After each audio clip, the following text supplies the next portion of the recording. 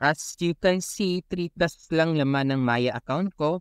Gawin lang natin ay click send money at automatically magre-reflect na agad ang pera galing sa ating GCash account to Maya. Gusto mo ba matutunan ang step-by-step process kung paano ko siya ginawa? Kung ganon, let's go. So to send money from GCash to Maya, unang gagawin natin ay buksan ang GCash app, tap remind me later, pagkatapos tap transfer at mapupunta ka dito. Scroll down ka lang hanggang makita mo ang view all. Kapag nakita mo na, tap mo at mapupunta ka sa bank transfer section. Tapos scroll down hanggang makita mo ang Maya Philippines /Maya Wallet. Tap mo lang yan or di kaya pwede mo siya i-search dito banda by typing Maya tulad ng ginawa ko. At may makikita kang dalawang Maya na lalabas. Maya Bank at Maya Philippines /Maya Wallet. Ang piliin mo ay itong Maya Philippines /Maya Wallet at mapupunta ka na agad sa Maya Wallet form for sending money. Ang gawin mo lang ay ilagay ang mga needed information.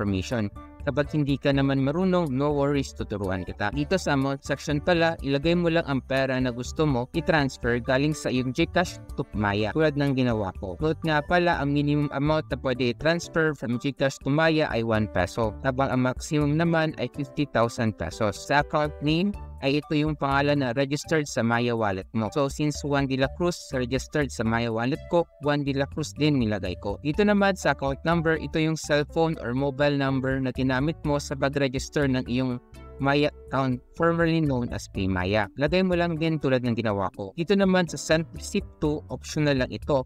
Meaning, pwede mo lagyan or pwede ding hindi. Depende sa gusto mo. Kung naman, lalagyan ko kasi gusto ko makakuha ng extra resibo for this transaction just in case magkaaberya. Additional info lang pala, merong 15 pesos fee si GCash kung magta-transfer ka ng pera from GCash to Maya. Meaning, if nagpapadala ka ng 100 pesos, ang makakaltas sa GCash wallet mo ay 115 pesos. Kasi 100 pesos plus 15 equals 115.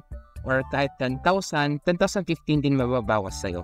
Kahit anong amount, basta di lalampas ng 50,000. Kasi yung maximum amount na pwede transfer, sabi ko kanina is 50,000. Upon knowing that information, kung okay lang sa'yo, tap mo send money at napupunta ka sa review section ng bank transfer. Kung saan pwede mo i-review ang mga information na nailagay mo. So kung may typo ka, pwede mo siya i-edit by tapping this back arrow. Kapag sigurado ka naman na tama na lahat, tap mo itong box tulad ng ginawa ko as confirmation na tama na lahat ng details na nailagay mo. Pagkatapos tap mo pay, at mapupunta ka dito kung saan makikita mo ang resibo na ito as proof na nakapag-transfer ka na ng pera from GCash to Maya. So ayun, mag-check tayo if nag-reflect na ba sa Maya wallet natin ang pera from GCash. As you can see, 3 pesos pa lang siya. And after a few minutes lang, naging 103 na. Meaning, successful pag-transfer natin. Informative ba ang video na ito para sa'yo? Kung oo, and you want more videos like this, don't forget to like and subscribe.